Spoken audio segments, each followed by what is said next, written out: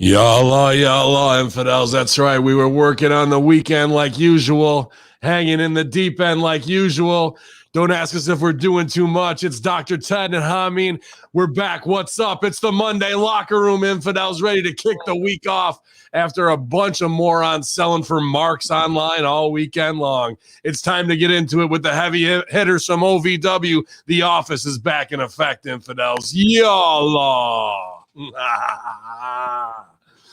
Yeah, Beast. The yellow bow tie looking fly this morning, pal. Good to see you, buddy, as always. Great job on the new Hustler Rip Rogers podcast. It's available now at patreon.com/Hamin Media Group. Good to see you, pal. Good to be here. Yeah, it was a fun, kind of a special edition. We went into there's a private group on Facebook we've alluded to sometimes. Some workers are on there. Actually, quite a few workers are on there. It's only for workers. Yeah. Snake Pit Pro. And so Rip and I went in there. We did about an hour-long Q&A just talking about really there was a couple of small stories here and there, but it was more on the technical side of wrestling. And so it was an interesting take for those that get a chance to listen to hear questions from young up-and-coming wrestlers and having Rip break down and explain why you do certain things at certain times. And so it was really, I even learned quite a bit from the Q&A. It was a lot of fun.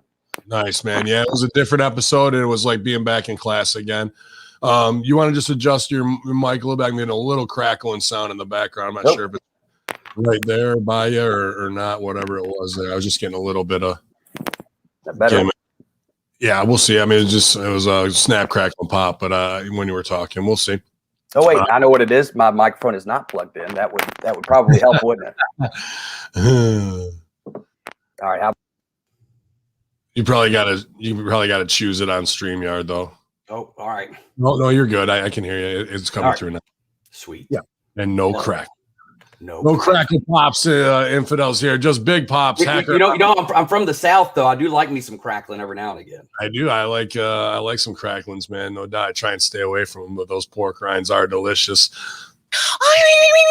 Japanese. So we're back at it. It's gonna be Monday. It's gonna be brutal. There's nothing crazy going down. We had the Impact Sacrifice pay-per-view this weekend anyway on Saturday. Some not controversial, but like choices that were like, I thought Moose would be up over Swan, but they want Swan over to go to face Omega, so Omega can go over strong on him.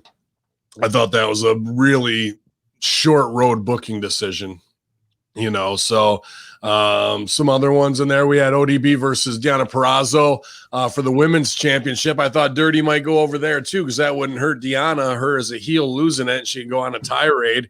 They had a great face-to-face on Stevie Ray TV. You can check that out on YouTube at SRTV, Stevie Ray TV, SRTV on Twitch as well. But they didn't put the belt on Dirty, brought her back to have her go under, which, I mean, you want a veteran doing business for your younger talent, but it seems like that was a short road too. And what's interesting to me, and I want to put it to you, Beast, is, NXT moving off of Wednesday nights, moving to Tuesday.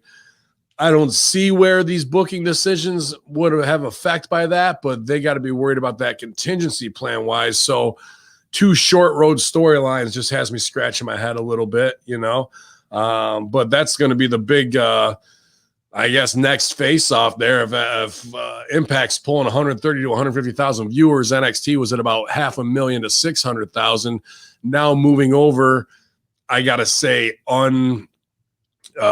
challenged. I don't think that Impact's really the challenge for them. They could draw off half of Impact's audience plus go up because they're not against AEW. So AEW fans, they could be close to 1 million on Tuesdays while Impact goes to 80,000. And then on Wednesdays, AEW could be at 1 million just because of no NXT draw off. So it's going to be an interesting week when they move together. I just want to get your thoughts on that, buddy. Sure. And well, I guess what I'll be interested in too just is to see if they make any decisions as far as possibly moving Impact. I mean, my immediate thought is that might be the smart move for those very circumstances and reasons when you have such a heavy hitter, pulling, potentially a large part of your audience on the same day. it might be better. They might be better served to find a day where they're unchallenged. The question to me though becomes, are they as valuable to AEW then? Because AEW's kind of been using Impact as kind of like their own hype show, to put over, hey, tomorrow night, blah, blah, blah, we're going to put over, at least that's what I've seen. So with them coming the day afterwards, are they going to be as valuable to AEW as they are as a hype show for them? Not if they move off to Thursdays, which is the only ground left, or a Sunday or Saturday morning show, if we go back to Superstars of Wrestling type shit. But man, do people even watch TV? Something to be said for that too, though. I mean, Saturday morning used to be the time to check out wrestling, and there's part of me that feels like that nostalgic callback to yesteryear, might be a decent choice. So something to look into. I don't know, how the demos do on those days. But I assume it'd be more kid based versus Impact seems to gear more towards the older fans that are kind of have been around wrestling and know a lot of the old stories and terminology. So I don't know what the right move is necessarily, but I will be interested to see if Impact does make a reactive decision in regards to where Impact goes. It'll be a tough. They got to move quick because I think the longer they stay on Tuesdays, it's gonna fucking not be pretty when that first 80,000 under 100,000 comes in. You know what I mean? Shit, we were doing 300,000 in OVW alone in 3 states. Yeah. That's just unbelievable to me. So they're going to be rocky roads ahead, or rough waters for some, man. And I hope they can survive it. I agree that that Saturday morning they'd probably have to kind of change the look of their product. But might not be a bad thing, though. Opportunity cost, Yep. You got to make the most out of everything that's going on. Not to skip by the weekend. Do you have any good liquor, any good food this weekend, buddy? Did you get out and do anything cool? Mostly just chilled, which was a good thing to do. Next weekend, the wife and I are going out of town for her birthday, so just kind of laid low this past weekend, but nothing too crazy. Just had a couple good conversations. Looking to hopefully get back in the loop, working for some places, maybe doing some seminars. So kind of getting the wheels turning on that. But other than that, it's been kind of laying low. And I did get back to. I'm actually feeling good so far. I'm surprised. I started intermittent fasting a couple days ago. And so I figured I'd be all wore out by now, but I'm feeling good so far. But I've heard maybe it's day 3, they say, or 4 that the crash comes. So I'm waiting for it. But so far, so good. Man, I've been trying to eat healthy all weekend with the wives gone. Man, I made some chronic, and I can't believe we're talking about this on the Monday Locker Room show. We are some awesome Brussels sprouts, but a little bit of bacon and Parmesan on them. And I never had like Brussels sprouts until we were down in Florida together, really. And we had them for the appetizers. They were good. And now I'm hooked on them, bro. So not the them with bacon and cheese, I get it, but still that was good. But then by like 8:30 I was starving, so I'm trying to do as good as I can as we get back to shows. I am putting on size and muscle mass, but I do need to take the weight down as well, so we'll keep working hard. StevieRichardsFitness.com. A lot of people have joined the journey and are joining the Stevie Richards Fitness Hacker Hamin self-help group, and it's been good, man. Everyone's busting their ass. I got a cardio day today. And you were helping me with physical therapy all weekend long. I was feeling my age, whether it was knee, back, shoulders, the whole nine. I'm glad to have a doctor on staff here. But not only is he a doctor, he's a hell of a talent in the ring, and he's also a wonderful writer and comedian. And now it's going to be time to kick it off the right way with our Mama Monday morning monologue. Yeah. All right, let's see what we can do here. Hope everyone's having a good Monday so far. And I hate to start things off on a sad note, but I have to bring up the kidnapping. It turns out the kid woke up, and it's too bad because it's napping day. For those of you that don't know, apparently his parents did even get the police involved because he was resisting arrest, and you can't do that. You can't do it. And today's also the Tides of March, so stab yourself some Little Caesars and enjoy this Monday morning monologue. Nice. Before we get into the wrestling, I have to say congratulations to Drew Brees for a heck of a career. It's going to be hot in New Orleans. Apparently, they aren't going to have Brees anymore. It's been 15 years he's been there. And so now he can go off the diet and eat as much of his favorite food as he wants, turnovers. Congratulations, Drew Brees. Heck of a career. Shout out to Dre Blitz, too. We also like you. That's right. Dre Blitz has arrived. It's old cat. Christian Cage, apparently he did a oral session with John Moxley's wife. So apparently that's a thing that happened. So just wanted you all to know that. Paul White did too. He had a hell of a moment where he talked about an accident in the ring that took place after an F5 for Brock Lesnar. What was the accident? I'll give you a hint. Let's just say, well, it's a big ship. So there you go. It looks like WWE superstar Carmella wants a new sommelier after she fired Reginald. She posted a tweet that she's accepting applications for her next sommelier. So it's the perfect job for anyone that would love to be there when Carmella wines. There you go. Opportunity arrives right there. Speaking of controversy, talking about controversial things going on during the latest episode of his Drive-Through podcast. Jim Cornette reviewed the AEW Revolution pay-per-view and had some coarse remarks about Penelope Ford that drew the ire of both Miro and Sabian, who clapped back on Twitter. And, you know, I'm sure this is just going to lead to an apology by Jim Cornette, and he'll never insult anybody again. Probably. So, you know, they clap back, and you know how Jim is. He's just going to apologize, and that's the end of it. He's going to zip it and say he's sorry. Yeah.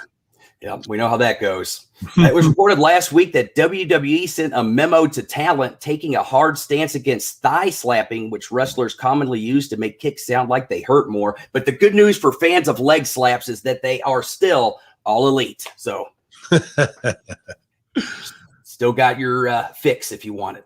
In a recent interview on the Masked Man podcast, Brian Gerwitz discussed Vince McMahon's idea for the Raw guest host era and Bob Barker being unhappy with his script. I'm not going to lie, though, even though I know it would have been extremely cliche, I would have loved a scene where Vince McMahon hands Bob Barker a paycheck and Bob Barker hands it back and tells him the price is wrong, bitch. I would love it. I would have loved it. Speaking of Vince, last but not least, he apparently is not too pleased with some staff and talent not taking proper COVID-19 precautions while out and about. Fightful Select has reported that the WWE chairman has been sending several messages either directly or indirectly to talent about taking unnecessary risks in regards to the pandemic. And we asked one of the talents, actually, if these were true, if they were sure that these messages were from Vince. And the talent said, I'm not just sure. I'm COVID-19 positive. Ladies and gentlemen, this has been your Monday morning monologue, bringing the joke around one more time. Yeah, on his game this morning, man. All those are hitting on all cylinders, man. And it was a crazy weekend with that. I was shocked. Well, our audience was shocked on the SmackDown Live self-help group because I think that was the first place we saw it played. But Vince McMahon is a psychopathic germaphobe and didn't want to even say COVID-19 on the show while everyone else was talking about it for 6 months. You couldn't even say the words. We got to be safe. They didn't know if you said COVID-19, you might get it. You know, so he's like, don't even say it. Don't even say it out there. We'll get it if you talk about it. What are we going to say? These difficult times. Yeah, these difficult times. And that's what they had him saying. But now we have a Rey Mysterio PSA. Get the vaccine on WWE TV, bro. Buying right into the marketing. What's the kickback from the World Health Organization? Or is it WWE actually folding because they know that no one can come to live shows until, you know, that they can't go over strong on whatever Illuminati, New World Order, World Health Organization cabal is together. And because Ticketmaster is going to say, get the jab if you want to see Dave Matthews again. Oh, you want to go see the Buffalo Bills? You got to have your COVID app so we can scan that on the way in. Some fat, drunk Buffalo moron to fucking tell me that I got to have a vaccine or I can't go see Giants Bills play. And now here we are with WWE down on their knees, the germaphobe telling people to get vaccinated because their houses have been down, that they don't give a shit and they're willing to put it out there, man. Well, I mean, ultimately their finances, their income comes directly from, you know, getting people in the seats and getting people excited about wrestling again. So I can't say I necessarily blame them for making that decision, because the quicker they can get butts in the seats again, potentially, granted, you know, the writing has to be there too, but potentially the quicker that they'll be able to get their finances back up. Let me pose it this way though. Yeah. Is it because they need audience members and they want that because we're a live show, no doubt. But is this Stephanie going to her big ASCAP, Met, Ad Age, wherever they're going to meetings wise for marketing meetings. And now that everybody's on, nobody made a move in the industries of shutting down until like it was a domino effect. And now they're going to use the bread and circuses to push this agenda. And it's not that if about WWE's own interest, it's just that NFL's going to do it, NBA's going to do it, Ticketmaster's going to do it, So WWE's part of that circus, and they're going to hold that over the people's head as much, as opposed to it being just a WWE issue. I think this is big. I mean, obviously I'm a conspiracy nut, but this is the bigger. All right, here we go. Everybody's on the same page. You're going to get back. We're all going to do this together. And we're all going to cut our own PSAs to do that, man. What are you thinking? We differ sometimes. Not that I think there certainly are, I'm sure, some conspiracies out there that are truly taking place. This is one of those things that I think certainly there's plenty of organizations that are taking advantage of it.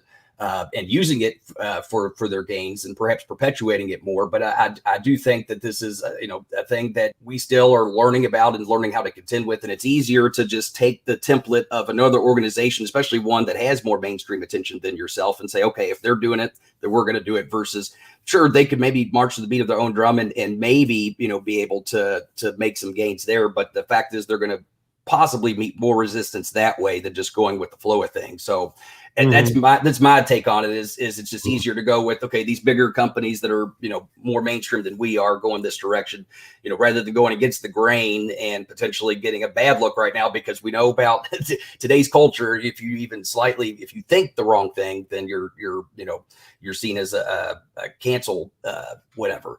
And so, I think WWE has to be very careful when they walk that line too, because if they, were to do the opposite and go against it, then, people are going to raise up and potentially, try to boycott or something like that. And right now would be a very fragile time for them, because even though I know it's just been on Wednesday nights, AEW, like them or not, they've still been at least maintaining some kind of steam as far as being relevant in wrestling. And that would be the perfect opportunity for them to take advantage and say, hey, we're doing things the right way, unlike WWE. So I think it's for safety of their finances. I think it's probably a smart decision for them to go along with the flow. Whether or not it's truly the right thing to do, that's certainly another conversation. But I think as far as financially, I think it's probably the smart thing to do.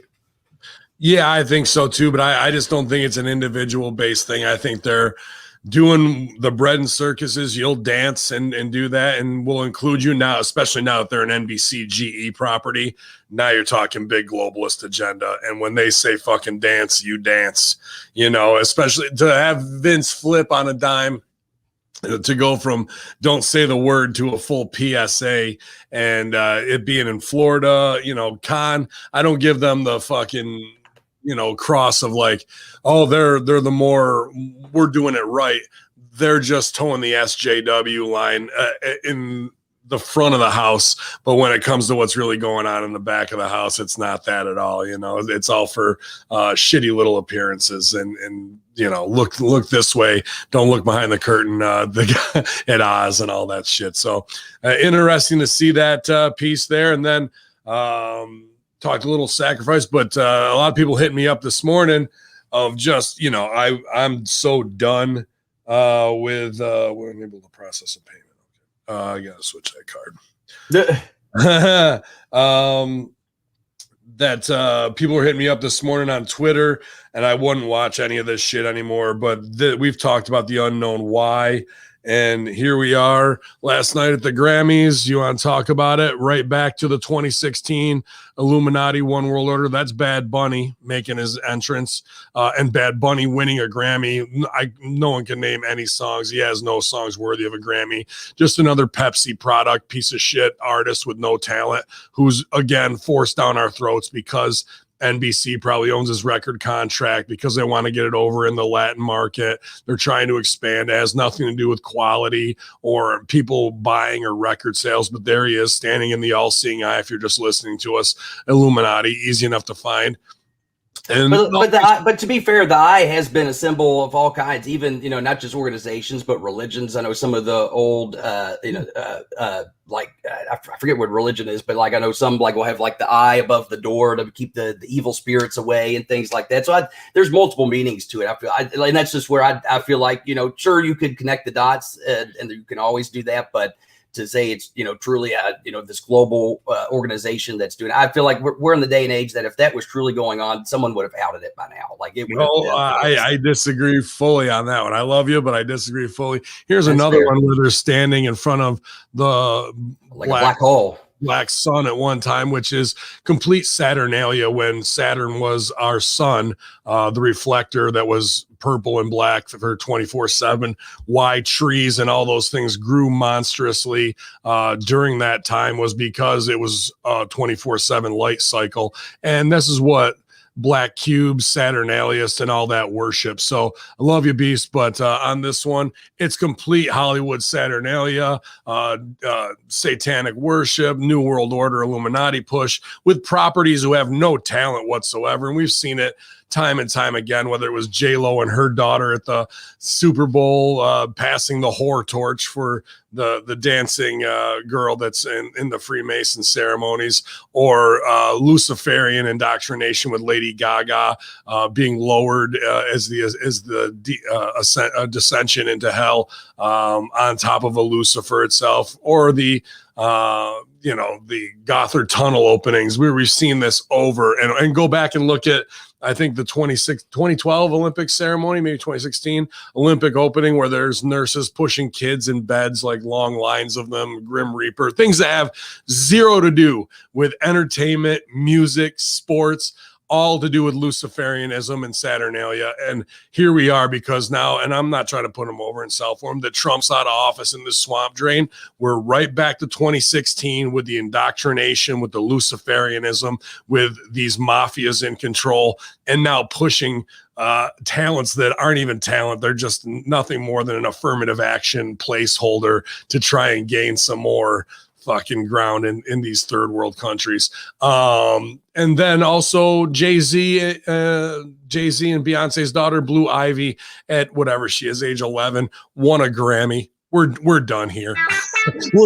we're done. You know what I mean? Just be gone. All of you be gone. Ruin Hollywood, ruin that industry. Sony can fall, and they're just trash upon trash. And the people who created these sets, directed this, and produced this, we've talked a lot about the nameless, faceless on Horseman, on Russo.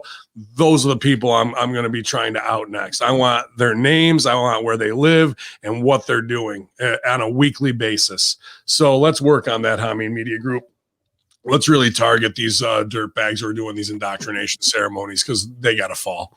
Oh, good stuff all morning long. Yeah. But someone who fell from... Not that he had much credibility anyways. His wife ruined it time and time again. But online we have Miro selling for Jim Cornette, as you alluded to in the Monday morning monologue, is Jim Cornette.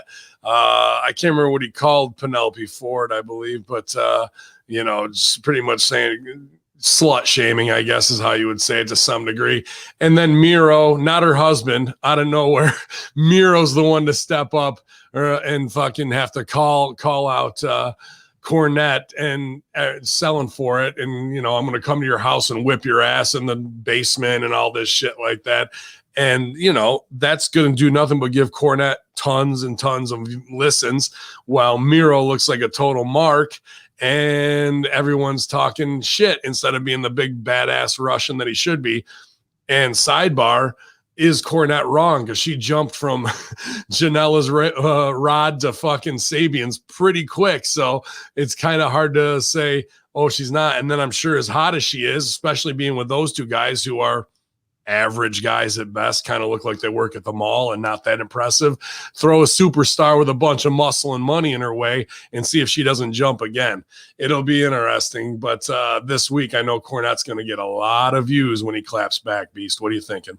Yeah, Cornette's probably just laughing all the way to the bank on this one, because essentially it's right in line with what he's trying to do, and that's stir up controversy and get people riled up. And so he's done just that. I do have to ask, But I know it was something about Penelope. Did he say she was a slut, or that she just looked like one, or what was the deal? I can't remember like the Cornette, like Southern fucking slang that he like. I haven't watched much AEW, but I have seen her character, and she does come across kind of slutty. It's how she looks and comes. I mean, and that's part of, I feel like, her persona, and that's fine because that's what she's. I mean, portraying that, you know, for a pit stop, which is funny. But yeah, that's the whole thing of like, well, you can't kind of be with two of the boys on the roster, and then you know how the rest of the boys are when they see a hot chick like that, who they think that, especially if they're more over than Kip Sabian and Joey Janela, they're going to be trying to pull that shit. You know what I mean? I'm not trying to name names, as I don't know, but like a guy at Jericho's level only needs to go, hey, let me go over your match with you. There's a couple things I wanted to say. And then we're off to the races and texting, and that leads to this, that, or the other. We've seen that how many times in the biz, bro? How many times? Yeah. An over guy preys on the fucking hot, pretty young thing. She's starstruck, and she's also using her sniz to fucking get over to get a better spot, possibly. It seems a little bit of what, like, just from the outside perspective, I don't know any of the players involved. Right. Yeah, I don't either. So I'm not trying to pass judgment, but that's all Cornette is doing, is going, she's kind of getting fucking, there's two boys that passed her around. Who else might Cornette know this? Cornette's basically saying, I've been around wrestling a long time. I've seen things like this happen, and normally this is the case of how things are, and so he just called it out. Hey, this is how it's coming across. And as far as Kip and Miro are concerned, they did the exact opposite of what they were hoping to do in shutting Cornette down by responding back to him. I've said this multiple times. I'll say it again. How do you truly bury someone? It's not you beat them on TV or whatever. You don't mention them. You don't talk about them. As soon as you bring them up, you're giving fuel to that fire, and you let people know. So the only way to truly bury someone is to not bring them up. But that clearly they haven't heard that or don't believe in that, because they just gave a little more fuel to Cornette, and Cornette, as well he should, is going to take full advantage of it. I could even see, and not excuse it, if it was a Kip Sabian or a Janela, because them getting into it with Cornette's only going to raise their visibility. Miro facing Cena and coming through the fucking big organization selling for this shit like a fucking total goof is like, wow, bro, he still doesn't get it. Even after all of this, still doesn't get it, man. Why would you, unless they were going to bring it in and do an angle, which I highly doubt they are, why would you even fucking sell for this? I just can't believe a WWE guy's going in that way, man. Was he doing that kind of stuff when he was under contract with WWE, or is he kind of picked up on it since he's left? Maybe during when Lana and him were getting punished with the stupid wedding angle that way and all that, but I don't think when he was the big Russian mauler, I don't think he was breaking Fabe that much. But now it doesn't matter because they just look like fanboys at this point, dude. Total fanboys. Yeah. Oh shit. Here we go. You had one other in the Monday morning monologue that I wanted to touch on, but I cannot remember off the top. Drew Brees. I don't know. Congrats to him, man. I'm glad he doesn't have to get any concussions anymore. The leg slaps. No, I got it right here. It's today's a big day for Retribution. Oh yes, we'll get to it here. Mustafa Ali says Retribution is doing the best with the time we're given. Mustafa Ali spoke about their biggest challenge Retribution is facing at the moment, how they're doing their best. Retribution spoke with TV Insider about the fact that the group hasn't been able to explain why behind what they're actually doing. I thought they did explain it, that they weren't getting a shot and they were going to get Retribution. They're tired of being held down. Wasn't that their whole id when they were Antifa and throwing Molotov cocktails? Ali says the talent is there. The biggest obstacle and challenge the group faces is why? Who are we? Why are we here? What's our vendetta against WWE and the corporate infrastructure? We have not been able to tell that story. Retribution is still an opportunity to be on TV every week. We've done stuff and everyone is aware who is in the group, but no, we don't. But we're not able to address who we really are. I haven't explained why I'm the leader and what power I hold over these people. I'd like to do so. The fans have been left to connect the dots, which I never like to do. It's a 3-hour show. Stuffing 5,000 pounds into a 5-pound bag isn't going to work. We have to take our time. We have to do the best with the time we're given. All they've done is cut shitty promo after shitty promo. Everyone makes monster faces and a mask, and they were Antifa, but that was too hot button, so we went away from it, and now we're just this weird group of goofs who only wanted to interrupt the show. But now we just have wrestling matches every week. We try and recruit Ricochet and whoever, and they fucking tell us to fuck off after we beat them 5 or 6 times, and then they never join. So that's pretty much the it of it. But then this weekend, the got sent to me even more stupidity, and this is them. I don't know how this is not just massive finable offenses. T-Bar tweets, T-Bar stands for transgender rights. And then later he tweets the T in T-Bar stands for transgender rights. The B stands for Black Lives Matter. Now, if they're Antifa, I don't mind that. But the way it's just coming out of nowhere, because he's probably friends with Tyler Rex and fucking wants to toe that line, they're going to do this weird SJW shit instead of making it a calculated in the story piece. But here we are with just more. I'm bi the week before from Kayla, and then somebody on the ROH roster. I'm bi too. Who gives a fuck? Go wrestle. You know what I mean? You want me to talk about how I come out and bang my 432 wives individually and which way they like it? Like, is that what I have to do now too, to make sexualization and wrestling and respect me and all this kind of shit? Or if I'm beating the shit out of you super bad, is that now a hate crime because a straight guy is beating the shit out of a gay guy? Is that someplace we have to go with these storylines? But at the end of the day, the guy who looks like fucking Jason from Friday the 13th is now fucking virtue signal tweeting about transgender rights. Could these idiots not get how to work this shit anymore, Beast? Well, I take it as Chewy. I'm going to try to actually play devil's advocate a little bit on Please this. do. Here's the thing. First thing I'll say certainly is you have.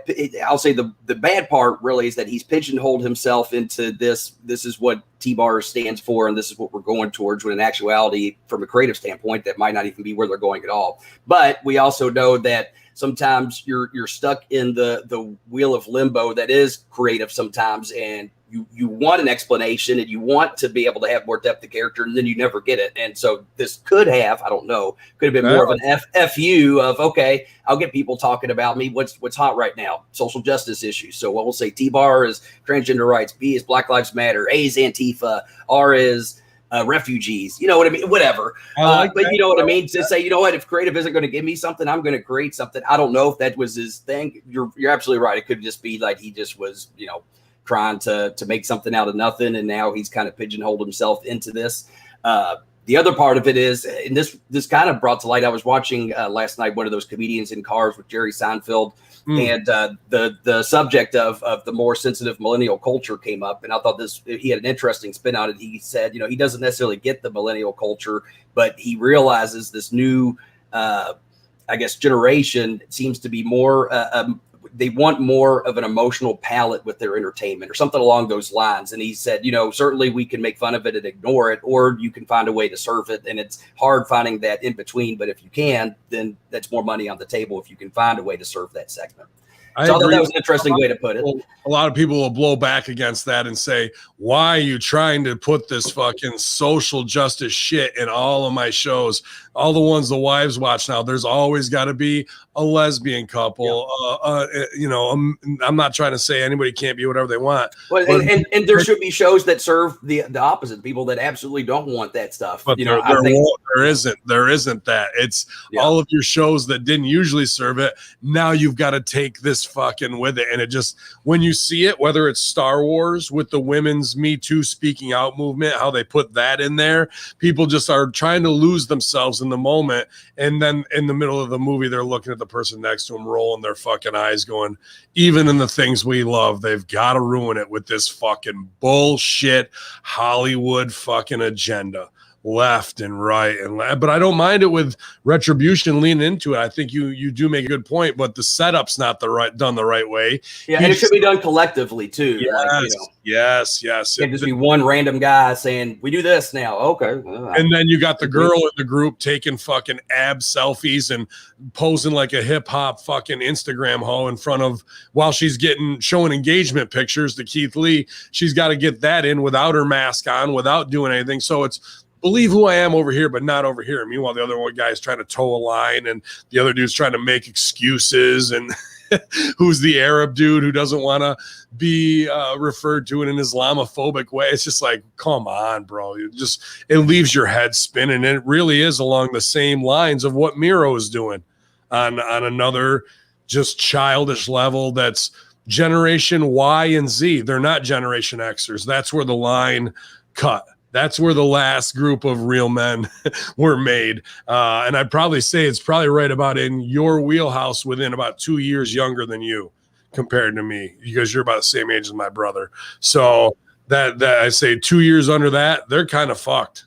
They're kind of ruined, man. That whole generation is just never, ever going to be able to chop wood, carry water, and their children won't, not to the level that the one before them is, dude. And I've seen a lot of articles as it's up to Generation X to save us from all this shit. So don't worry, I'll put my fucking cape on and in there.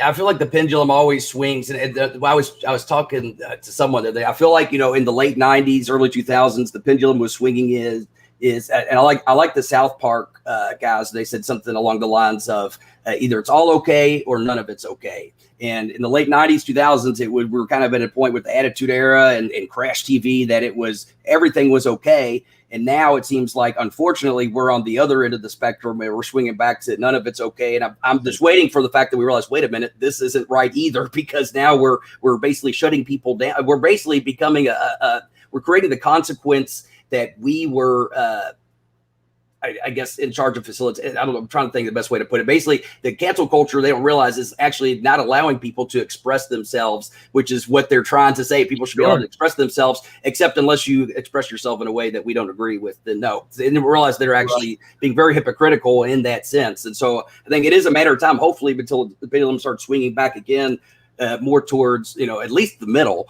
So that way, we aren't having to worry about, we can worry about more towards how can we build a better story? How can we build better characters? How can we build more emotional context and investment, and not how are we going to make sure we stay on our tiptoes, not offend anybody? Because at the end of the day, there's nothing that I feel like can squash creativity as much as having to stay reserved and worry about whether or not you're going to be offensive. Yeah, I agree with you 100%. But when that pendulum swings back, there's going to be a lot of collateral damage and a lot of ugly wars, because their hair is going to catch on fire, and it's going to take somebody the level from our level all the way up to the next Andrew Dice Clay, that's just a work character, to tell those people to shut the fuck up and fuck off. And then when they go, what did you say? I said, shut the fuck up and fuck off. And then you kick them in the face with it again. Every time they fucking do it, you whack them all down, because they're already eating their own. They took out and canceled everybody they want to, and now it's so far left that they only have each other to fucking go at. And you can check this with the super straight argument and all that shit popped me over the weekend of like these little side strategies just to show their hypocrisy. But Retribution's right in that cut, and they are as clueless and don't protect their business and shouldn't be over as a top angle, because none of them are showing the vision of what it should be. It's not about how much time you have to get this, that, or the other over. If there's these ids to your story and week after week it's a mail-in match where you beat the shit out of Ricochet trying to recruit him, that to me was 5 weeks of TV for character that you guys, and then we're just standing in the back while Ali cuts the promo and they're making monster faces like, you don't get it. You don't get it, and you don't go to bat for your business. Mustafa Ali also believes a U.S. title win would mean more to him than others. I agree, but probably for the wrong reasons. Mustafa Ali is currently a storyline with the U.S. champion Riddle, and he spoke how much the title would mean to him. Retribution leader has been targeting Riddle for a while now. Tonight on Raw, he'll challenge him for the U.S. championship. When speaking to Scott Fishman at TV Insider, Ali discussed why it means so much to him. it means more to me than it would to a lot of people. My name is Mustafa Ali. Yes, I'm an American, but I feel people don't look at me as an American. When I go to the grocery store with my wife, she wears a hijab scarf over her head, and I notice the glare she gets. Pre-pandemic, went out to dinner, and she would get the same looks. I'm always conscious that it doesn't feel like home. Why do I feel like a visitor? I was born and raised here. I do love this country and what it can be. Growing up in Chicago, I didn't have someone that looked like me or represented me as being an American. I think it would be wild for a kid named Muhammad or Syed or a girl named Sarah watching Raw to see Mustafa Ali holding up the U.S. championship. Doesn't get it. Starts to get it and doesn't get it. I don't know if I want to go into the hijab stuff outside of my character and what I say about it, but he is Mustafa Ali, and he doesn't want to be known as the Islamophobic angle and whatever it is, redoing that and making it justified for all of the Arab Americans. What percentage of your audience is the little Arab American kid that is going to be like, this is the best ever? Again, that's him virtue signaling for himself, for this tiny SJW minority that has to feel included, instead of doing big business, which is, hey, we're bombing Yemen. We're back in Iraq already 3 months in to fucking Biden's thing, and they're going to have a boogeyman. When I which I do the exact opposite of the gimmick, which he probably fucking hates me for, which I don't give a shit. But as soon as I win the Northeastern Championship, I rename it the Middle Eastern Championship and fucking put a cutout of my face on the fucking brand new title belt. The first guy to win it. And now it's the hatred of how dare you fuck over America and put something foreign on there after we've just been to war with these people for the last decade in a for-profit war. Instead of representing Arabs across the fucking pond and saying this isn't the U.S. title, this is now the Middle Eastern title, and running with it, he just can't let go of these things. Even if he was a Chicago cop, even if it is his wife getting side-eyed. Well, in Sri Lanka, they just banned the burqa. And this argument inside the religion, and this is way out of it, of like, oh, they do it and they cover their head for this reason or the other. That's bullshit.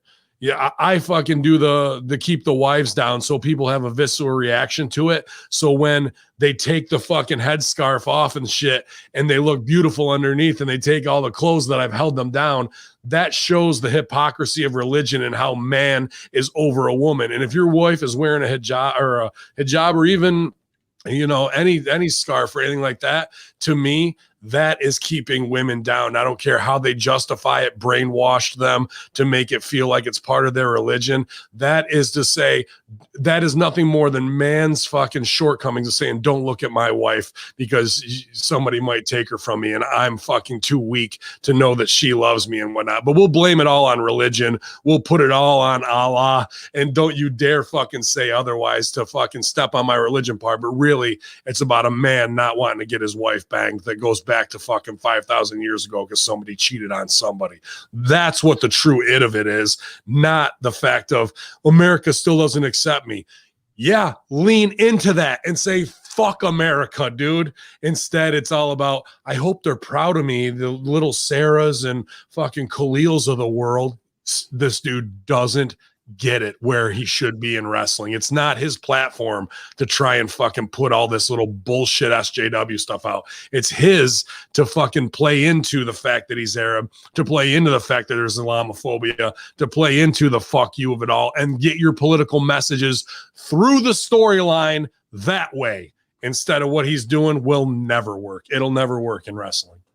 Yeah, and it also goes back to, instead of just talking about it, show don't tell, right? So I mean, if that's what his passion is and that's what his goal is to be able to empower those communities and the people of those backgrounds, then why isn't he going out there and showing videos of that he's a real American and he's going to help the young young little Islam Muslim boys and girls that want to be a champion, you know what I mean? Like going out there and doing that, then that's more powerful than just saying, well, why not this, why not that? You know what I mean? Like there's also, like, he has a creative opportunity, if you will, if that's something that he really cares about. Like first person that comes to mind is I think of like a Titus O'Neil, who has taken his little bit of superstardom to go and help communities that he wants to serve and people that he wants to help. And it's like he's taking the opportunity to actually go and do it instead of talking about it and complaining.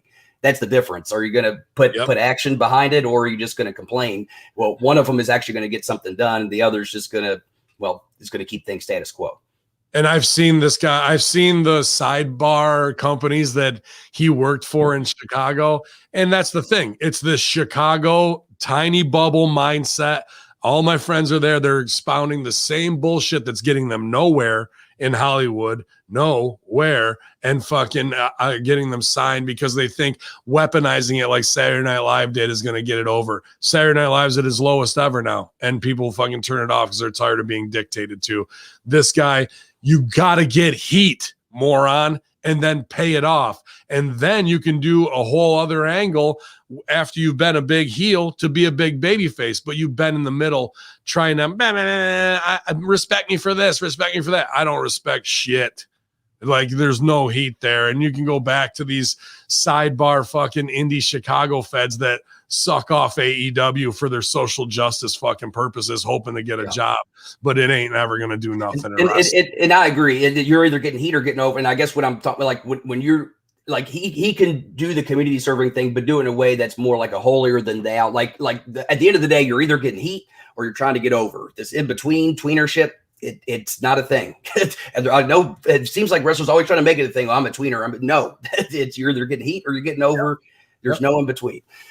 Nobody worth remembering saying, tell that to Muhammad Hassan. I did tell that to Muhammad Hassan when I faced him 3 times, because I'm the one, even on the indies, who wraps these fucking angles up to do the crossover. So people were like, you just think you're the Iron Sheik or Sabu or Muhammad Hassan. Yeah, you can go see us all work together, because I'm the one who gives a fuck about the details of the storyline across the board for Muslim brothers who I'm not even a part of, a full-blown Hitchens level atheist, and fucking he's a Italian guy who's a school teacher, a principal.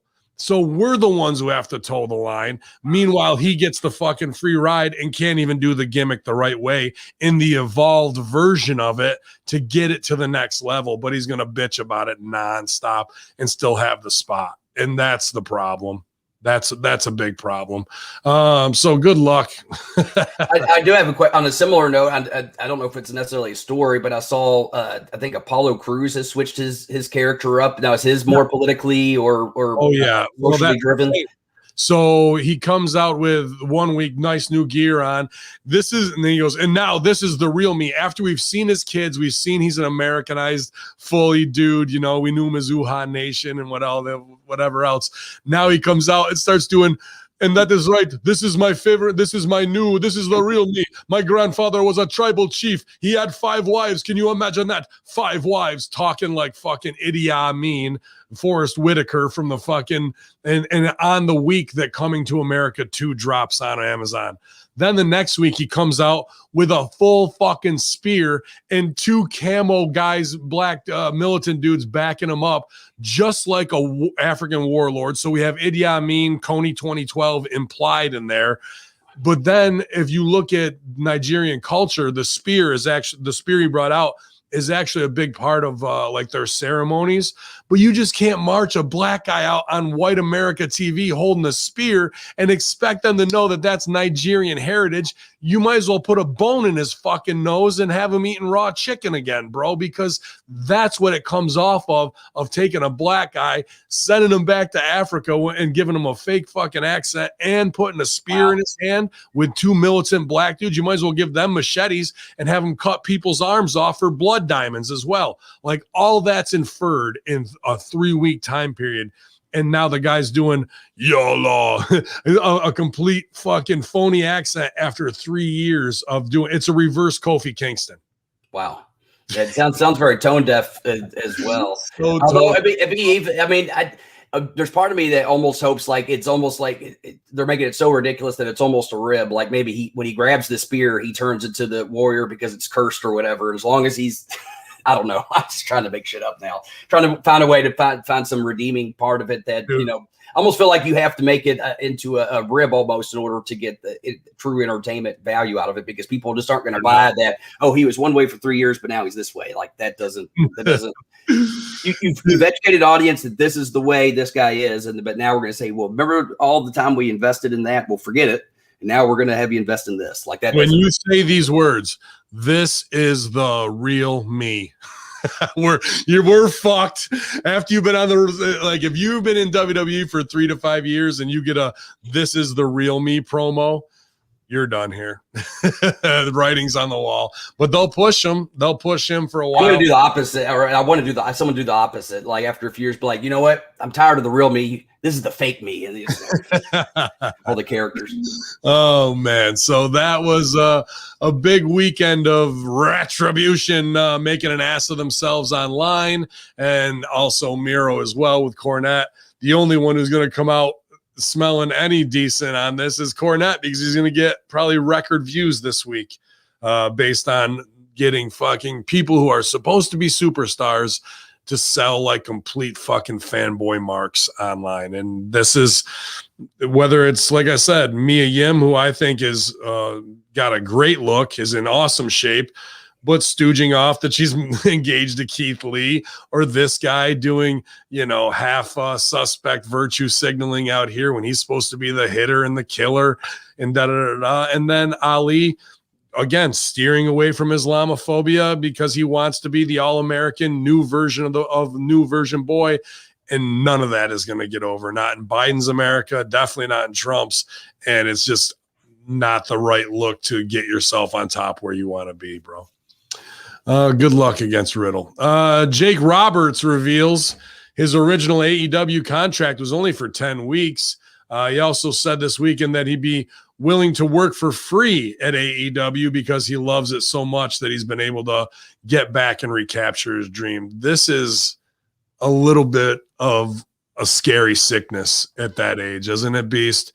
As much as this guy's done versus Andrade, you know, the legendary career, probably should have been dead 20 years ago from addiction, alcoholism, pill, cocaine, you know, just they did a whole DVD, right? The end of Jake Roberts, you know, the downfall of him. And here he is at AEW after some DDP yoga getting back into shape. He's put the pounds right back on, but the wrestling addiction is all that's keeping this guy alive at age 60, whatever. I hate to say, I mean, I can't empathize with having, you know, that kind of Hall of Fame legendary career, but I can empathize with, you know, being addicted to the adrenaline rush of professional wrestling and performing, you know, in front of a live audience. Cause that is something that, you know, even as someone that hasn't had a career like that, I still struggle with, you know, trying to function in real life versus in the world of wrestling. But it is sad to see someone that, you know, we have so much respect and admiration for and had such a legendary career, to hear that, you know, it does make you worry about where his mental health may be at. I just hope that he is in a positive environment where he can stay sober and relatively healthy. And, you know, I hope he's able to stick around for so a long time to come and pass on knowledge, because he's one of the few legendary greats that we still have left, that when you mention his name to someone off the street, they still, oh yeah, you know, people who don't even watch wrestling knew who Jake the Snake was back in the day. You know, well, my little story is when we were in Utica, I doubt it was one of the last ones, but before he might have got sober, we were out back smoking a joint together, and then he was drinking a 6-pack. If you see like right before he went into DDP yoga, when he went there, he had a Syracuse shirt on. They bought him that at the mall because his other one was all fucked up or something. Right in Syracuse for 2CW, and he was, you know, walking around the fucking locker room with pulling his nuts out like he thinks it's a funny rib. But then after and Strangler's hot. If any of you guys want to write in or hit up Strangler Steve, I'm not going to tell the story. Ask Strangler Steve to tell the story on the Wednesday locker room with Jake Roberts at the last show about what happened to him, because I don't want to steal it. But he'll get hot. He'll get hot as fuck. But anyway, I was up on that show, and Jake was interested in me because I'm working full gimmick, and he watched my. I should have said, hey, will you watch my stuff? But I knew he was watching anyway because we were talking smizzed or whatever. Maybe I did ask him out back. But I went out and cut the promo because we're in the middle of the big feud. And he's like, I come to the back. He's like, brother, you had him. You didn't even have to say a word. Next time, I just want you to go out there and look side to side and do your one big yell. You didn't have to say nothing. It's about what you don't say. As soon as you walk through that curtain, you got him. I was like, that's pretty fucking awesome. Like, for me, marking out inside, like, okay, here's Jake Roberts, might be half in the bag, but at least he gave a shit about me doing character as compared to 14 other guys on the show are just going to do flips and shit. You know what I mean? But I had to cut the promo because it's like the storyline of what's ongoing, but Jake just walks in and sees what's going on. So I do try and scale it back sometimes, but you know, my money's in my mouth, not in my wrestling.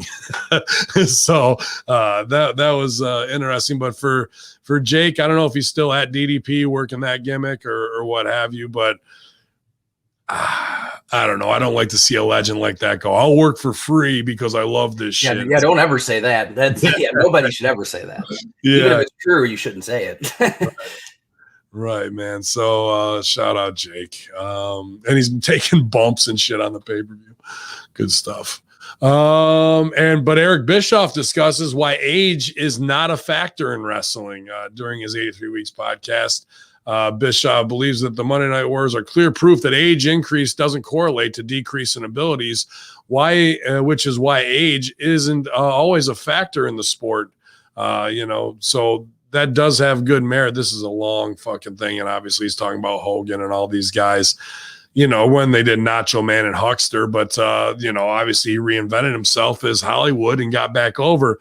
But it's not like the Hogan match changed. You just get a little heat and whatnot, but if you know how to work, it doesn't matter. You're going to be able to protect yourself, and character gets over way more than anything else. So if you've been a babyface for that long, the switch later as a heel, you're going to pay that heat off. But if you keep flip-flopping, you're going to become lukewarm. But here's AEW.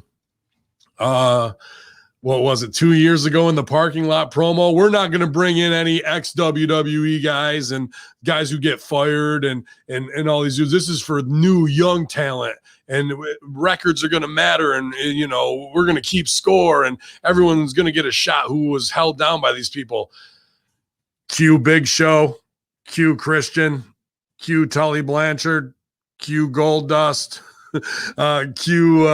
We can go right down the line, right? Of Arn Anderson, somebody get me JR, like one after another of the TNA WCW model. And we think this isn't going to lead to the same exact places where these old school sharks are coming up and taking big bites off of the bloated whale. How do we not learn from our history, Beast? It's one of those, right? You got to think, what is your what is the long-term plan? I mean, I would hope the long-term plan is to try to establish new stars that can continue to be top guys for years to come. I think certainly guys from the previous generation do have their place if they're selectively, but you can't as much as be nice in a world to have all of them, you simply can't. There's only so much TV time that you can dedicate. So you have to find the right balance of making sure you have enough time to establish and get over new stars while at the same time utilizing those stars from yesteryear to help put over the next generation of talent. And I think AEW, unfortunately, it's one of those things where I almost feel like their management is too nice to the point that they are trying to give anybody and everybody that is either close to them or who they think has value outside of on the independent circuit an opportunity. And unfortunately, when you have so many people you're trying to give TV time to, nothing gets over because you don't have the opportunity to really dedicate and give the emotional context and investment to these characters and stories over time. So I think really that's the detriment. Isn't even so much that they're bringing in older guys. It's just way too many people in general, and there's just not enough time to dedicate to building stories and characters and building up these, I call them brands, but the wrestler brands, themselves, whether be tag teams or individuals, and building them as stars. But when you dilute the water, so to speak, with so many, it doesn't matter. And they have an incredibly talented roster. In fact, when it comes to pure athletic ability, they probably have one of the best group of guys around, but then where's the emotional context that you can build from that? And you just can't do it when you have that many people on a roster and so much TV time that you can dedicate to it, in my opinion.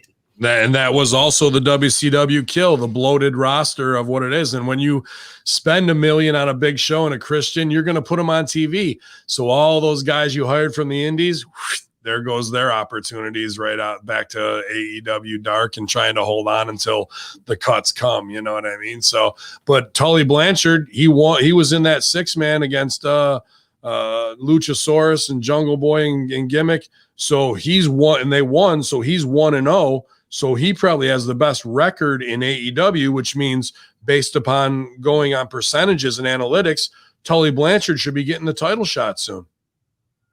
One would think, but and that's where creatively, could they come up with something to where like he winds up in a fuck situation where a babyface whoops his ass, and you know what I mean, like maybe even like a Darby Allin, you know what I mean, and kid does the big fucking, I don't know if he wants to take a coffee. Well, that's interesting you say that, because at the big bomb explosion match or whatever pay-per-view, fucking he's in, Darby directed that, I guess, too, and was phenomenal. The Sting piece with him, they're in the warehouse against Cage and Ricky Starks, but Sting goes over on Ricky Starks at the end in the ring after Darby takes a big bump.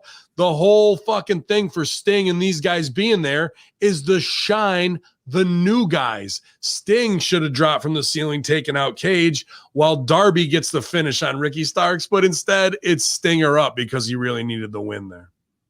Yeah, that is a weird, I don't think that I necessarily would have made that call. That is a weird booking decision. I don't know what the rationale would have been, because to your point, you would think it's about getting over the younger, newer talent versus the older guys. Why isn't Sting going, brother, this is all great except for this. Let me take that bump, and he hits the finish. So even the guys who are fucking the legends who should be getting this shit are just going, okay, cool, I'll pin him. Yeah. Like Ricky Starks getting beat by Sting does anything for Sting.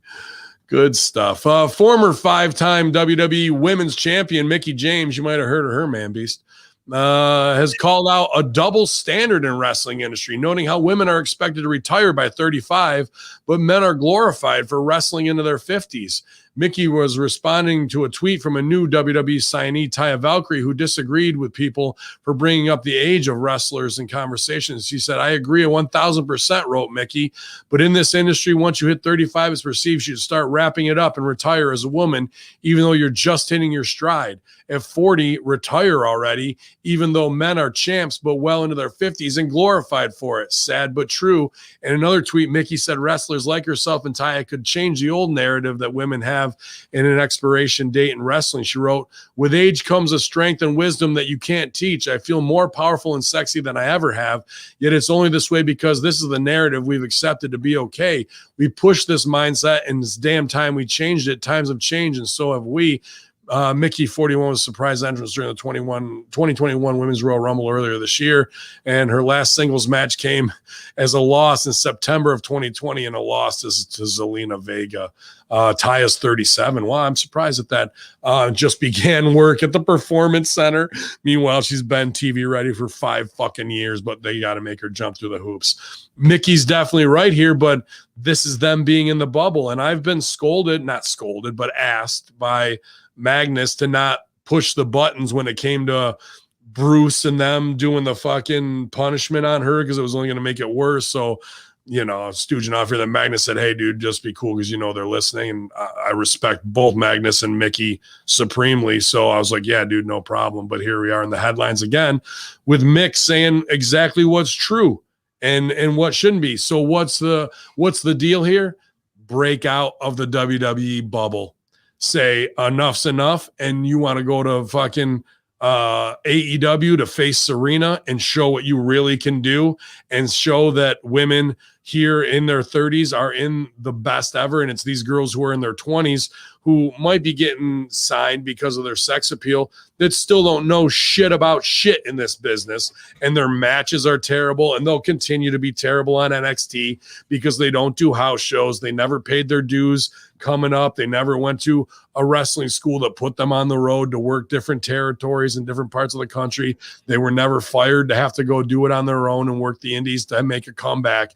But the reality is Mickie and Taya can fucking out wrestle every woman on the WWE roster, that they're marginalized once again, and that she'll probably be put with John Morrison in some stupid sidebar thing that will never mean anything, and you'll never really get the true Taya Valkyrie value that you needed, instead of breaking them out and go, these are the two top women at age 37 and 41. And those girls at 24, they're trash for a reason. That Sasha can't even cut a promo without sounding like a complete batshit idiot on SmackDown and thinking that they're the best.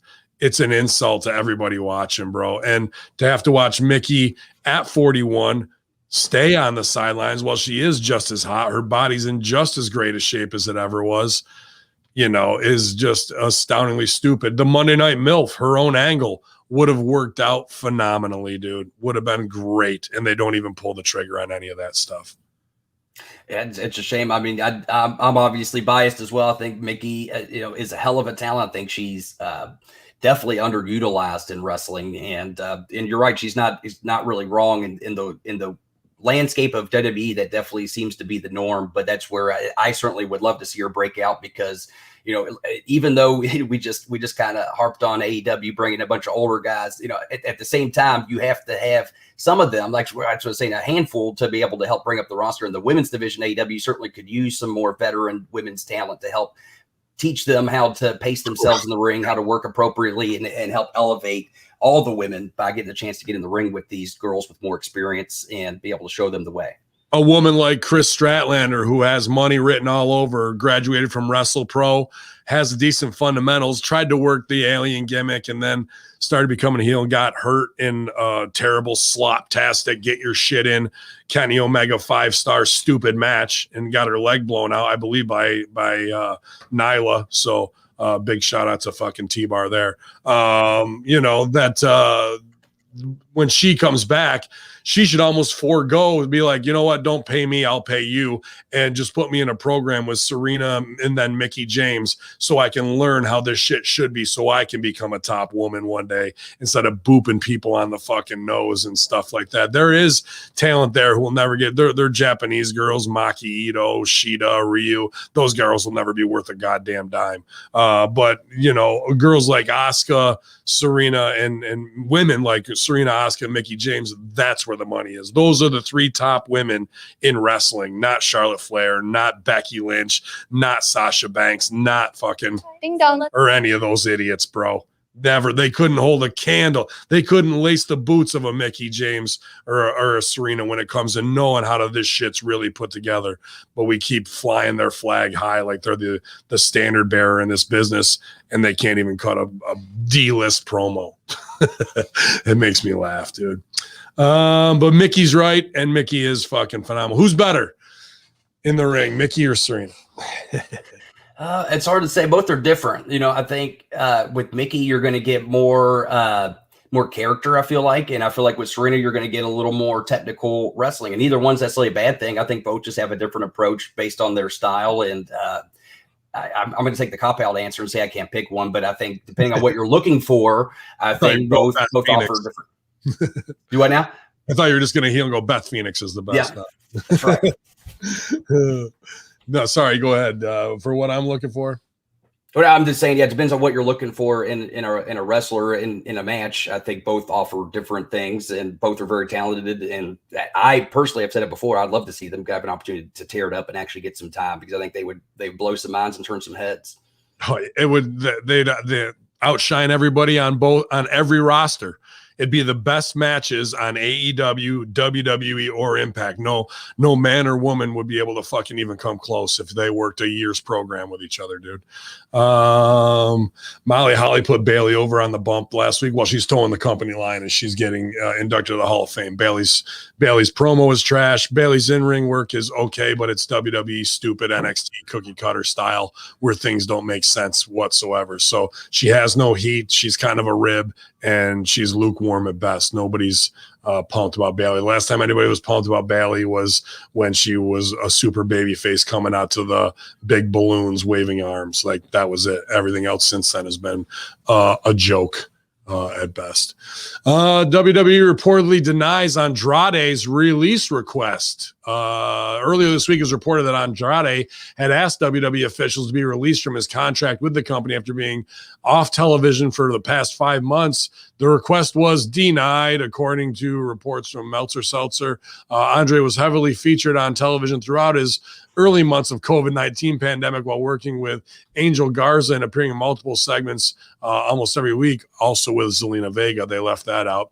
One person who identifies with Andrade is La Sombra out of WWE, is none other than the current Ring of Honor World Champion Rush. Since this news broke, he retweeted more than a dozen posts showing the support from fans who wanted to see him reunite with his old ally from CMLL. Dude, does anybody, like, what big fucking contingency wants to see La Sombra and him get back together like it rocked the world, this Mexican indie shit that was supposedly over for, a tiny audience? Like, that's going to get there, but it shows the miserableness of it. What happened 5 months ago? Zelina Vega opened her mouth about fucking unions, got shut down. Her husband, Aleister Black, heat by association done. Garza taken off the road until Vince pops because he rips his pants off. And this guy taken off as well. Heat by association, 101. Then Charlotte pitches, let's do something together because we're in a relationship. That gets shot down because they want to fucking show, you want to be with them and go for it, then you'll be that'll get shot down too, and we'll see how you deal with it. In fact, not only that, we're going to put you in an angle with your septuagenarian father banging one of the divas as a fuck you to see if you're going to sell for that as well, dude. All of this is Zelina Vega byproduct punishment heat. Every fucking single bit of it, Beast. Yeah, it does make you wonder, certainly, because and it's not the first time we've seen situations like this, and it's a shame.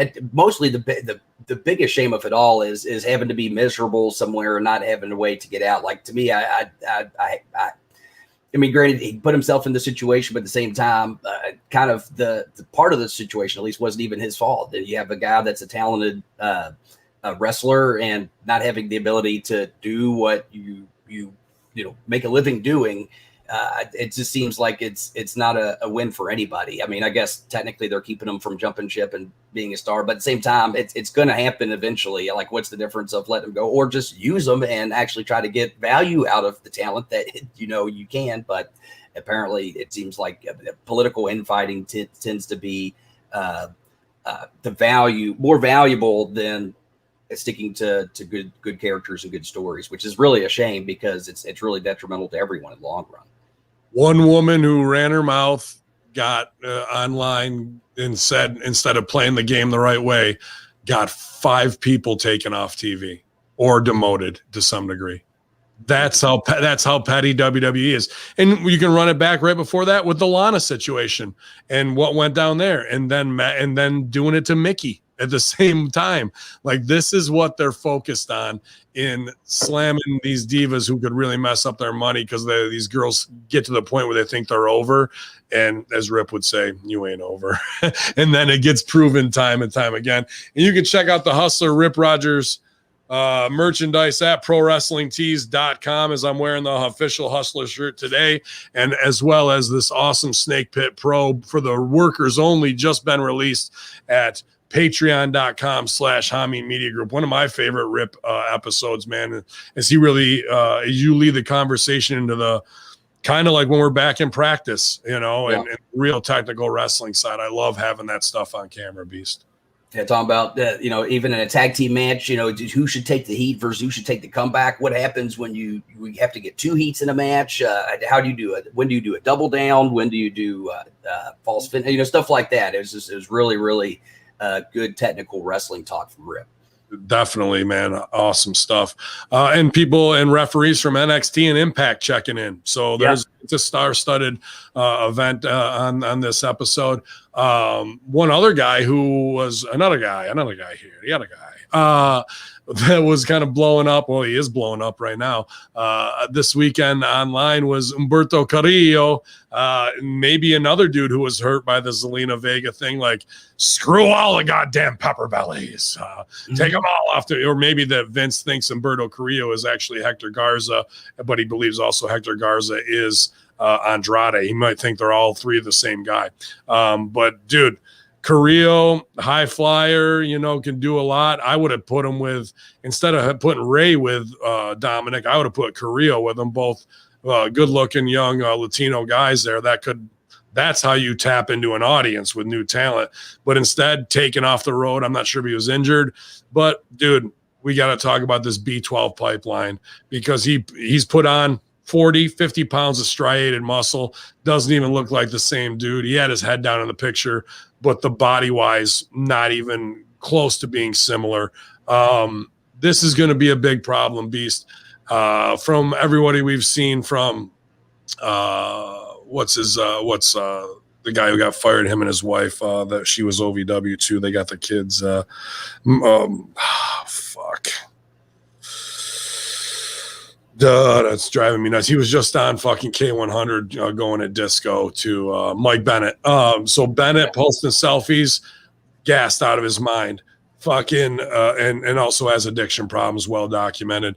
From fucking Enzo and Cass showing up on some indie with nothing. Meanwhile, their foreheads are massive.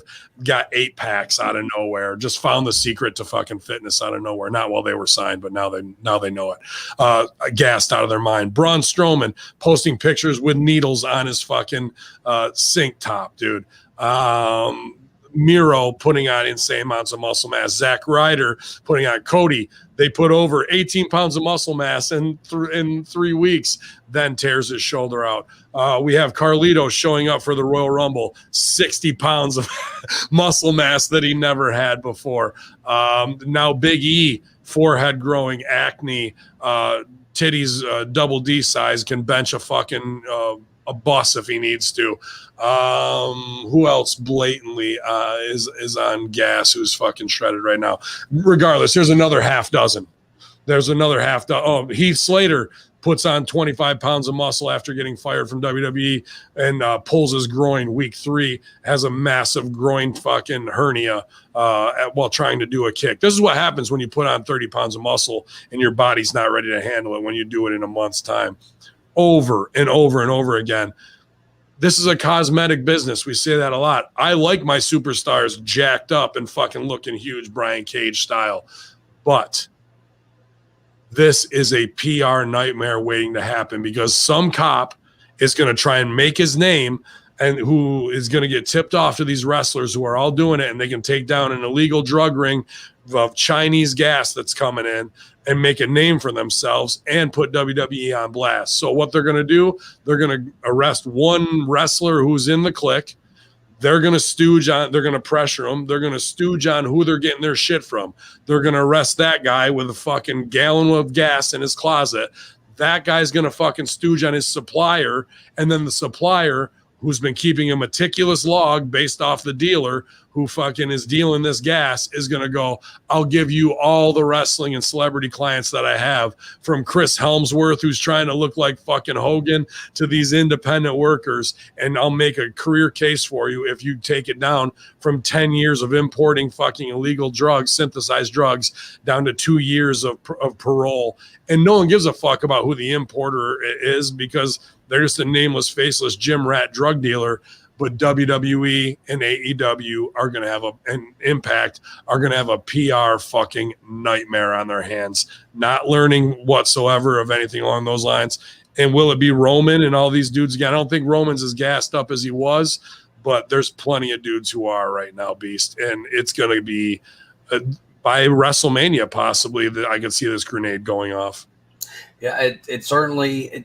I guess the scary proposition with that scenario is, it's likely that because of wrestlers, they are, regardless of company affiliations. I mean, they're still very much connected. The group, it's the cool kids. It's the cool kids. So that's the scary part. Is if something like that were to happen, then potentially it would be across the board at all the major companies, and then you're looking at putting another black on wrestling, which it feels like we can't really take one of those right now. I mean, heck, I feel like to a degree we're still recovering from all the stuff from back in the Benoit in 2004 stuff. Not to mention the fact that wrestling's just kind of on a business is down, so to speak, right now comparatively, and so there's it definitely would be one of the worst times I feel like for something like that to happen. I certainly hope it doesn't, but at the same time, it does make me hope that guys. I guess they're going to do what they do, but it makes me wish that smarter decisions are made so that way the betterment of everybody in wrestling can be. I guess protected in a way. How about even agents that we know and came up with taking shirtless selfies to be like, and they look more jacked than Cena did at his fucking peak, and they're in the company, pal. Looking good, pal. Like that, yeah. But Beast, you and I survived not survived. We were right in the fucking cut of the first of when this shit really hit. This think back to what was it, 2008, right? Benoit. And fucking then Ace shows up and goes, I'm not signing anybody who's on the gas whatsoever. Signs Abraham Washington, who's gassed out of his fucking mind, and Ryback that day. While the rest of us are like, what? And then there's going to be drug testing left and right. So this weird do as I say, not as I do policy for the guys who get to be dubbed over. And then the rest of you fuckers get to fucking sweat it out because we want eyes. If they're going to be eyes on us, we got to show that we're doing drug testing policy and this, that, or the other. Meanwhile, fucking Drew's arms grew 3 inches and have veins that are a quarter inch sticking out. Is he doing the work doing curls? Absolutely. Is there some extra breakfast supplements there? Definitely. And how long, Beast, till the list drops? I think by SummerSlam there's going to be a big PR nightmare. Well, I mean, if we've seen it happen before. It wouldn't be the first time. I remember that big scandal in the 2000s where there was a bunch of wrestlers that were named, a bunch of people got fired, a bunch of people like I think of someone with like a Mark Jindrak. Imagine he had a world of potential, and just Swan after that whole scandal. I think he still works, but at the same time, never achieved the potential of what he could have amongst other people at that time that got canned. And so I hope it doesn't happen, because unfortunately that means a lot of people that could have had long and successful careers may have them cut short. But at the same time, people are going to do what they do. And I just hope that some of the guys can learn and get away from that before it's too late, because it is a ticking time bomb potentially. And when it goes off, unfortunately, nobody's safe. Mm-hmm. Says wait till Khan starts taking the gas. I think he already is taking gas, to be honest with you. And it's just, I could see for some guys why they would, but a guy like Braun Strowman, he needs it because Shane McMahon he's a devastating figure, and he could really crush him at WrestleMania. Braun should be really scared of Shane McMahon and just keep taking all that stuff. And Shane too, his forehead's not quite big enough where we can put Damian Priest entrance on there in case the Titantron goes down. We need you guys to have bigger heads. Bill, what am I saying? Paul Heyman believes Christian ran away from Roman Reigns. The conspiracy here is that Roman Reigns, and how many challengers it can be for the Universal Championship this WrestleMania season. Daniel Bryan, the most unambitious man in the history of WWE. He tells you this himself. This is Heyman's words. Daniel Bryan now wants, needs, desires, craves the Universal Championship. Why? Because he wants to take the championship off of Roman Reigns. Then there's Edge. You think this man with surgically repaired neck, also on the gas, by the way, would learn to not piss off your tribal chief, because that's what Edge has done. It's not healthy for Edge. I want you to think about this, Edge. Your best friend in the world knew he was going to become Roman Reigns' target just to get in your head. And what did he do? He ran away before Roman Reigns could target him. How many of your Christians need to convert before you realize it's not smart to piss off Roman Reigns? You, Edge, have pissed off Roman Reigns. I like that little promo there from Paulie, bagging on Christians, getting the shit over that he jumped ship and taking that, that he jumped ship for money or what have you, and putting that into the storyline without putting it into the storyline. That's Paul Heyman's brilliance right there, bro. Yeah, everything's a gift. You take what's real and you've learned how to spin it. And that's great stuff from Paul. He certainly knows how to take the context of a situation and utilize it to help add fuel to the fire that is the story between Edge and Roman Reigns. I think it's great. Impact Sacrifice, like we said, Swan goes over on Moose. Interesting choice there, man. Like, Moose in the best shape, possibly also on the B12 Cool Kids Club. And Swan, a guy I like and does a great song and dance, had a kind of a good evolution of his character in Impact. But, he goes over on Moose, who had the old TNA championship in a unification thing. I just don't think this was the right story, but they obviously want Omega versus Swan so Omega can go over in a high fly and get your shit infest. To me, the money is on Moose, bro. I mean, big money there. The guy's been working on him. Not that Swan isn't a great worker and can do things I never could. He was just more of a transitional championship, the boyhood dream. And this was the time for the big heel who has been building up this I, me, my shit to go over on him. I just think it was a short-sighted fucking look, but this could be Tony Khan calling the shots here in what he wants in using Impact as, like you said, I really liked what you said, his hype show. I thought that was fucking exactly what they're doing. And you quantified that perfectly. Yeah, and I'd also, it makes me wonder too if maybe from Impact standpoint that they felt that Rich Swann was going to be able to better protect Moose's size than if Moose would have won and gone on with Kenny Omega. Then you have potentially Kenny go out there and completely not put over the size properly of Moose, and then the guy that you're putting as, hey, this is our big hill champion. Now you've really, potentially thrown that down the drain if by making him look like not a monster. So I don't know. I'm just putting that as the food for thought. Maybe they thought in this main event scenario they can make Moose look like a monster. Rich Swann looks like the consummate babyface trying to fight from underneath, somehow pulls out the victory. And so Moose is still, protected in a sense, and that, he still looked like a monster even in his loss, versus if he would have won and gone with Kenny Omega, can you guarantee that he would have the same respect towards Moose, making him look like a monster and chopping him down? That plus the situation of heel versus heel, now you have potentially babyface versus heel. And so from a storyline standpoint, maybe that's, but I agree with you too. I think there's a lot of money in Moose, and it felt like under different circumstances, this was the time to capitalize because he's been building, and this seemed like the big moment. But it seems like the circumstances right now with the AEW Impact relationship caused that to derail a little bit. Is it the right decision? I don't know, but it does make me wonder if this has caused the boat for Moose's big push to possibly be missed, and only time will tell that. I think so too, because the business I would have liked to seen laid out. Moose goes over, looks great, and it's believably beats Swan clean. Boom. Then here's where they screwed up. They're having Omega come to Impact to face the Impact champion. Should be the other way around on the Shine. Impact champ Moose goes to AEW. There, they can fucking pull some shady shit with Omega because it's on their own playing field, right? Giving him a bodyguard wouldn't be a bad idea either. You have Moose show up out of nowhere. That's great. That's money, I think. Right. But then you have Moose lose to Omega to become the Impact and whatever champ. So if Moose is going to AEW, they can start something there. Or if he's going to go to NXT, at least you did business to shine him as a champ. Then you have Swan versus Omega on Impact, and Swan goes over on Omega for his title back, his Impact title. Everybody gets pushed. The company, each company gets a feature. Moose gets to be champ. Swan does business on Omega, and then Omega can do some heel shit to elevate himself as a heel to get over on Moose with Kingston, whoever.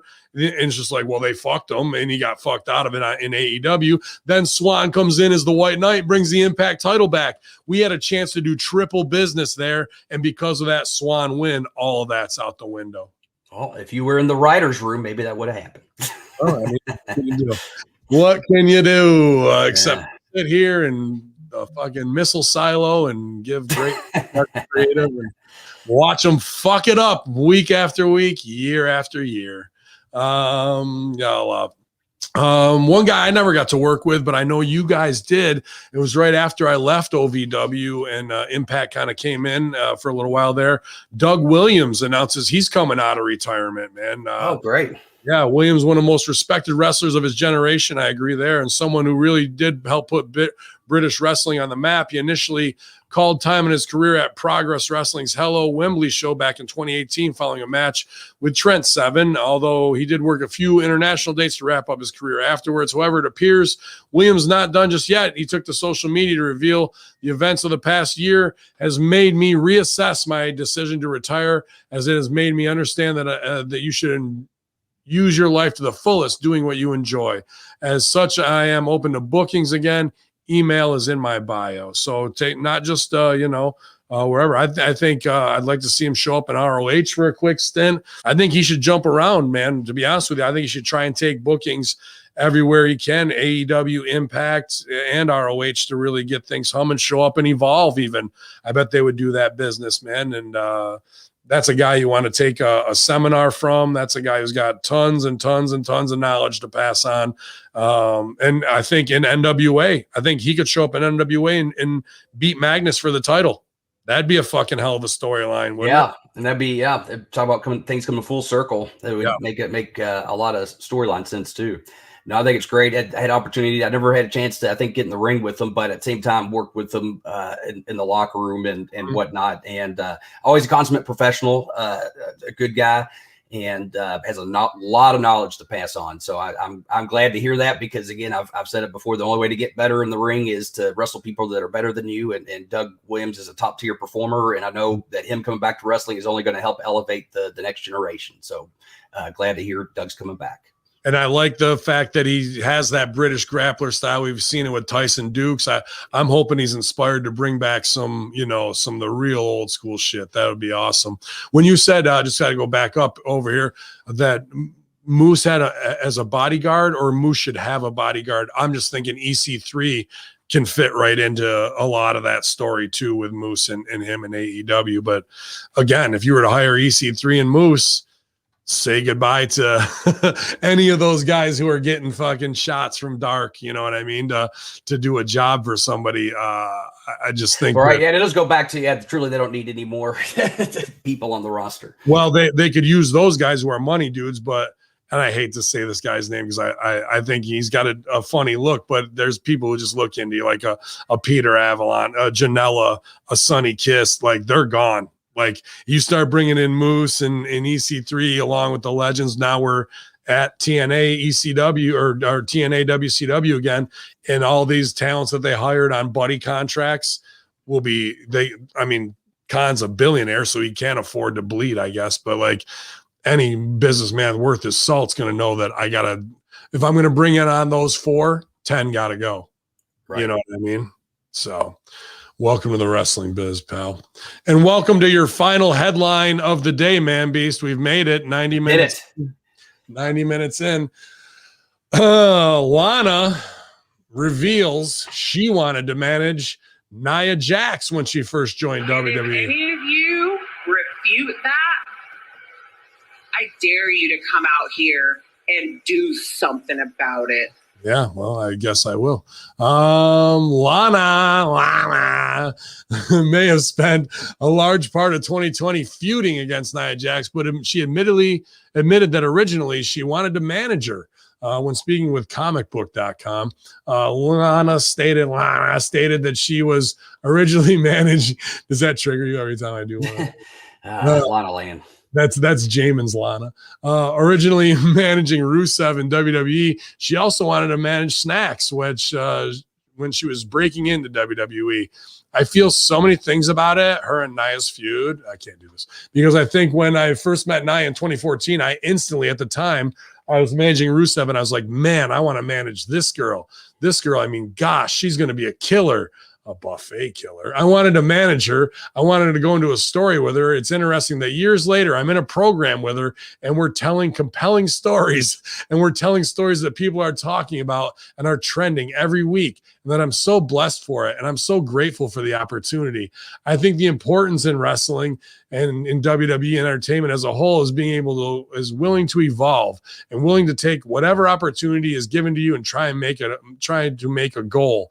I think that's what we're doing every single week. And I'm excited and I hope it keeps going.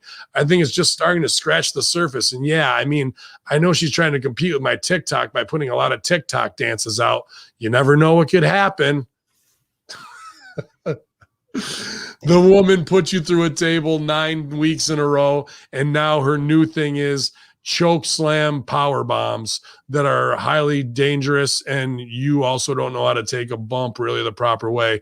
Is this Lana actually trying to work and put out work as best she can, work her storylines where it's, I want to work with her and I love it, and we're doing compelling stuff when she knows she's being punished and she's trying to fucking put this shit over. I mean, this girl's been on punishment. When did the Bobby Lashley Liv Morgan lesbian storyline start?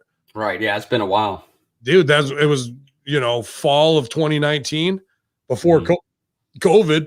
Right. And so she's been getting worked or punished since then, 2 years straight.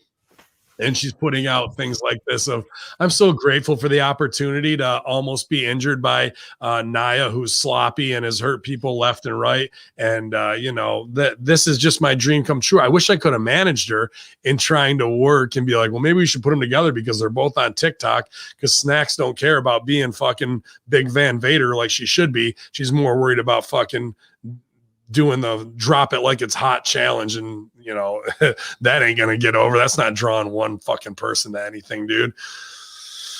I don't know, Beast. It pops me how somebody can be under these punishment things and fucking still wear it with a smile, Right. Yeah, no, especially since, you feel like the gut reaction would be just to fire back. But, she's a stronger person than I guess I am, because I don't know if I can necessarily hold it down, so to speak, if put in a similar situation. But, I guess, I don't know.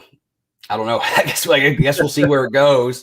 And, at least I can tell you where it's going to go. She's going to get choke slam power bomb tonight again. Oh, sure. Yeah. Go.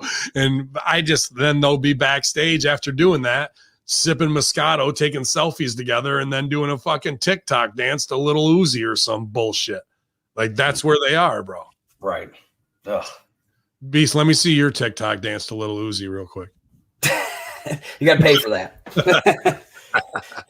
Oh man, Beast, we made it through the headlines. We missed Rick Vickery today, running the steering the ship here, but he's doing plenty for All Brands 2-man power trip. I gotta actually meet with John Paz this afternoon. I'm going to do another Pro Wrestling 101 on Work and Hurt. So that'll be a very, very cool show, man. I've really enjoyed doing that. And we're actually developing a show together that I'm sure you'll be on. And I can't wait to hear your opinions on it, because I'm not trying to say this in a demeaning way, but you worked in developmental territory many more years than I have. Right. Over a decade, where I went and applied my craft in the indies.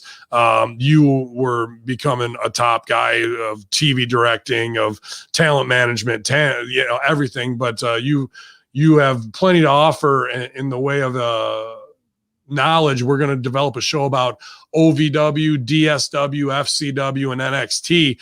And I'm looking forward to having guests on there. I hope we can get like an APOC on there, Rick Victor, because he went from the dungeon in Stanford, in the Hart Family dungeon, to OVW, to FCW, to NXT. And Mondo maybe too. There's a lot of people who could give us some great insights across the board on there, man. So I'm excited to be working with 2-Man Power Trip, developing a new show over there. And it'll probably be crossover on both of our brands, so you can get it everywhere, you guys. But what do you got going down today, Beast? Of course, making the old ladies do the squats. I'm also just about finished uploading it. I'm going to get the new WPMS this month. That'll be up on the Hamin YouTube page, Hamin Media Group YouTube page. Awesome. And Other than that, continuing my intermittent fasting, I get to eat right after this, so I'm excited. So that my immediate future is looking good. Yeah, man, I got plenty to catch up on before I can get some breakfast going here. But appreciate you rocking it today, man. You can go to prowrestlingtees.com/Dr. DR Beast. DR Beast. And get your spine right with Dr. B's shirt. I know he helped me out a lot, man. I had that Baker cyst behind my knee. That's a lot better now. I'm going to do my physical therapy. So making an old lady and an old man, I won't be squatting. I'll be doing kickbacks. But definitely saving me, bro. I love the fact that I'm like, shit, what is this? And you're like, oh, fix it with this. And then 24 hours later, I feel 10 times better having the doctor on call, man. No doubt about it. Always glad to help. If anyone has any other of those kind of needs, you can reach out to me at bookthedoctor@gmail.com. And always glad to help, man. I'm just glad it's able to at least provide some kind of relief when you have things like that flare up. Absolutely. And it'll be good to talk about all my injuries today with John Paz. I can bitch like an old veteran wrestler. Oh, my fucking back. But you guys can get back some extra coffee, 33% more at thebrosters.com all month of March. I've seen plenty of orders. People showing us that they're supporting us through that local business I've partnered with to help produce that Russo Bro brand. And I appreciate you guys getting 4 more ounces for free at thebrosters.com, zordosoliveoil.com as well, making the best and healthy choices with ultra premium Greek olive oil as you cook with that, helping out our own Dimitri Zordos, who is our Star Trek The Academy podcast as well. So it's all hands on deck, you guys. And you know where it is, prowrestlingtees.com/all of us, Conspiracy Horseman wise, for the best in Hamin Media Group gear. The Patreons are firing on all cylinders, man. New beautiful people's out. The Big Vito brand, if you sign up right now, you can win an 8x10 autographed by plenty of ECW legends. You sign up for the A Show, which is Damian Sandow, April Hunter's podcast, you're entered to win Young Bucks comic book autograph that way. So if you're an AEW fanatic, ECW fanatic, or if you just like the greatest in podcasting right now from wrestling personalities, go to the A Show Patreon and to the Big Vito brand, you guys. Stevie Ray TV doing big things this week, as we saw Marvelous Marvin Hagler this weekend passed away at age 66 after taking the COVID vaccine. We'll be talking about that on the Horseman.